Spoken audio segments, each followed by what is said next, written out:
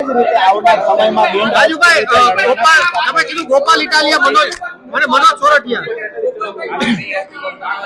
આવું તમે શા માટે મારું સ્પષ્ટ માનવું છે જે મેં અનુભવ્યું છે કે આજ દિવસ સુધી પાર્ટીની અંદરથી મહેશ સવાણીની વાત કરીએ, ભૂપત ભાયાણીની વાત કરીએ, ઉમેશ મકવાણાની વાત કરીએ, પાર્ટીની અંદરથી જે લોકો ગયા છે તો એ પ્રદેશમાં એક લેવલ પછી પહોંચ્યા પછી એ લોકોએ પ્રદેશ છોડવું પડ્યું, આમ આદમી પાર્ટી છોડવી પડી. રાજુ કરપડાને એવું હતું હું એક લેવલ સુધી પહોંચ્યા પછી આ પાર્ટી છોડવાનો વારો નહીં આવે, પરંતુ જ્યારે તમે કેજરીવાલજીના સંપર્કમાં જાઓ છો, અહીંની વાસ્તવિકતા કેજરીવાલજી સુધી પહોંચાડવાના જ્યારે પ્રયત્ન કરો છો ત્યારે તમને પાર્ટીમાંથી સાઈડ કરવા માટે યા તો તમને લાંબા સમય સુધી કોઈ કેસમાં ફસાવાનું ષડયંત્ર અહીંયાથી થાય છે. જે બે લોકોના મેં નામ આપ્યા છે.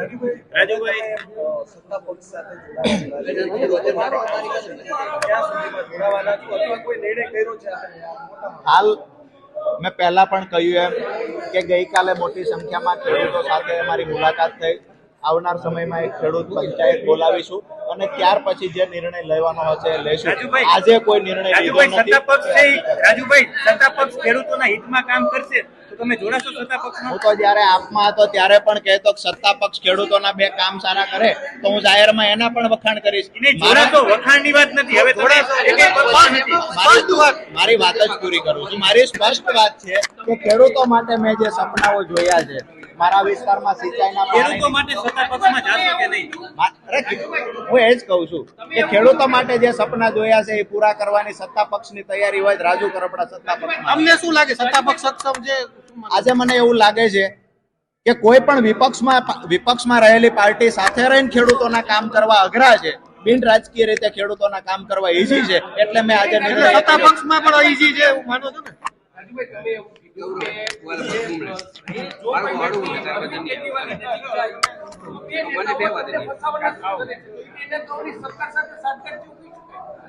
એ જવાબ તો એ જ આપી શકે, પણ બી ટીમ જે વાત છે બી ટીમ ની રાજુભાઈ આજે મેં એવું કઈ નક્કી નથી કર્યું. હું 22 માં જયારે લડ્યો છું રાજુભાઈ બી ટીમ ની તમામ પત્રકાર મિત્રો 22 માં જયારે હું લડ્યો ત્યારે પણ મેં નક્કી નહોતું કર્યું. પાર્ટીએ કહ્યું કે આ સર્વેમાં તમારું નામ આવે છે, તમારે લડવી જોઈએ. એક મહિના પહેલા મને ખબર પડી હું લડ્યો છું. હવે 27 ને તો 2 વર્ષની વાર છે, અગાઉથી હું નહીં.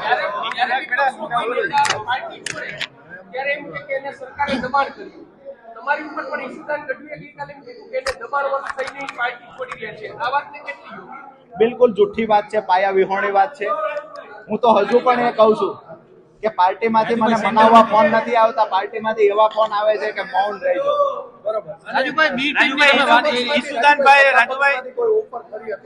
બિલકુલ નથી. સ્વાભાવિક છે વાયા કોંગ્રેસ અને ભાજપ બંને જગ્યાએથી વાયા સંપર્ક થતા હોય અને એ તો કોઈ પણ જગ્યાએ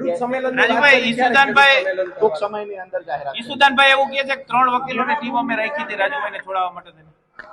તમારું ઊંચું હોય ચાર્જશીટ બની ગયા પછી લાસ્ટમાં જ્યારે કેજરીવાલજી સુધી અમે મેસેજ પહોંચાડ્યા કે અહીંયા વકીલોની ટીમમાં ખરેખર કંઈક ને કંઈક ઇસ્યુ છે, એક પણ સિંગલ વકીલ લીગલ ટીમમાંથી હાજર નથી રહેતો અને સિંગલ વખત લીગલ ટીમમાંથી કોઈ વકીલ હાજર રહ્યો પણ નથી. ચાર્જશીટ બની ગયા પછી જ્યારે કહેવામાં આવ્યું ત્યારે અરવિંદજી દ્વારા હું આજે પણ આભાર માનું છું સેન્ટ્રલ ટીમનો કે ત્યારે ત્યાંથી વ્યવસ્થા કરી અને ત્યાંથી વકીલની વ્યવસ્થા થઈ, પણ એ સમય તો ચાર્જશીટ સુધીનો પસાર થઈ ગયો હતો.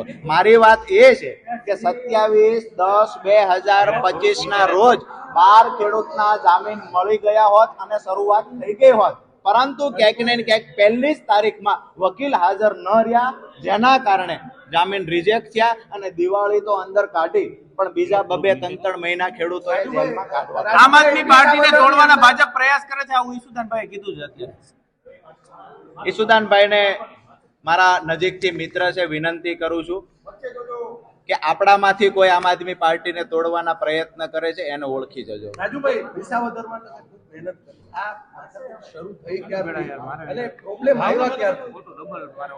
કોઈ રાજકીય માણસ નહોતો, મને એટલી ખબર નહોતી કે વિસાવદર આવડી મહેનત કર્યા ધારાસભ્ય બન્યા પછી જે માણસને આપણે ધારાસભ્ય બનાવીએ છીએ એને આપણું કદ મોટું થાય એનાથી એનો વાંધો હશે. જ્યારે અરવિંદજી રાજુ કરપડાને નજીક લઈ જવાના ચાલુ કર્યા પછીથી આ પીડાની શરૂઆત થઈ અને મને એવું દેખાણું પાર્ટી છોડતા પહેલા અરવિંદ કેજરીવાલજી સાથે વાત નહોતી કરી? મેં કેજરીવાલજી સાથે આગલા દિવસે જ વાત કરી હતી. કેજરીવાલજીએ તો સ્પષ્ટ કહ્યું હતું હું જ્યારે રૂબરૂ આવવાનો છું ત્યારે ચર્ચા કરીશું, પણ ક્યાંક ને ક્યાંક મને એવું લાગતું હતું કે મારા કારણે કોઈ વ્યક્તિને મારે એવું નથી કહી શકાતું કે આ વ્યક્તિ પાર્ટી છોડી દે. મારા માટે મેં પહેલા કહ્યું, હજુ કહું છું, પાર્ટી કરતા પણ વધારે મહત્વના ખેડૂતો અને મારી વાત પૂરી, ખેડૂતો અને ખેત મજૂરો મારા માટે મહત્વના હતા.